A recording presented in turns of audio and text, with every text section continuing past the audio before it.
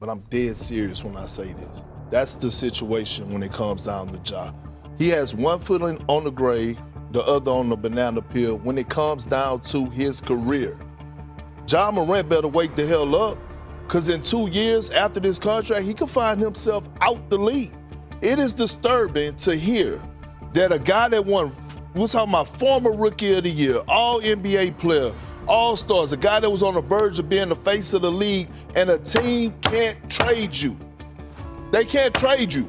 Nobody wants you. And they're telling teams that, hey, if we get you, y'all gotta put something in there. Y'all gotta send Ja in the first round. It should be the other way around. And if this not a wake-up call for Ja, I don't know what else is gonna open his eyes. When you talk about the rise and fall, or at least the perceived fall of Ja Morant, you have to start with just how fast he took over the league. This wasn't a slow build. This was explosive, almost overnight superstardom. From the moment he stepped onto the NBA court, it felt like he was playing at a different speed than everyone else. His athleticism, his confidence, the way he attacked the rim like he had something to prove every single possession. It made people believe he was the next in line. Not just an all-star, but the face of the league type player. Early on, Ja wasn't just putting up numbers, he was putting on a show. Posters, clutch shots, crazy handles. He had that mix of skill and energy that made fans tune in specifically to watch him.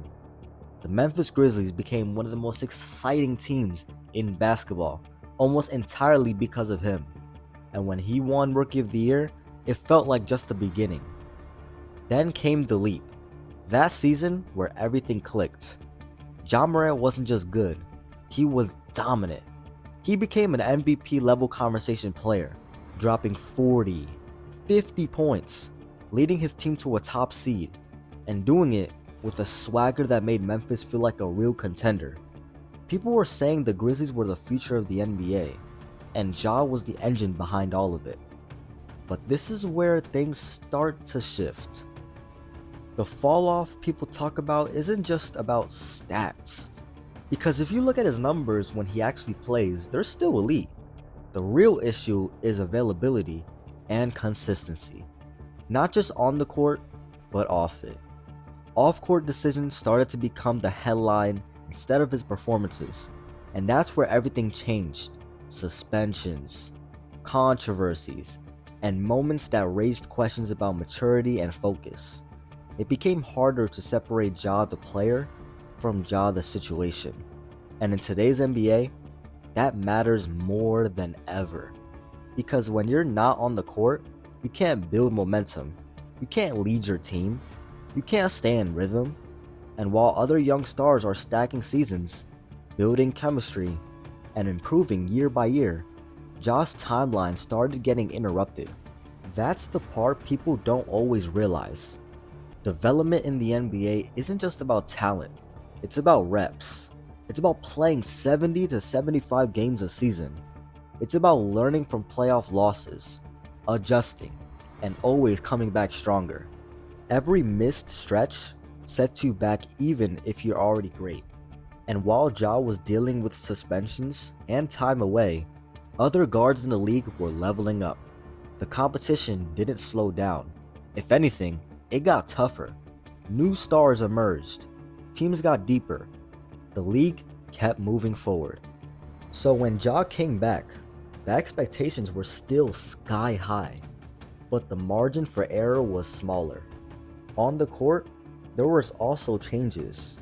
Defenses starting adjusting more specifically to him. Teams packed the paint, forced him into tougher jump shots, and made him prove he could beat them in different ways. That's something every superstar goes through, but that requires something you need to adapt to. And that's where criticism started creeping in. People began questioning whether his playstyle was sustainable.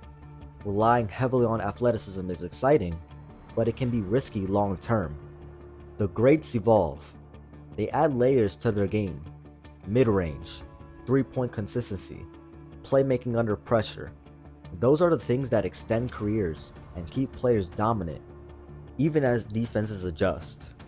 Ja has shown flashes of that evolution, but it hasn't been consistent enough to silence the doubts.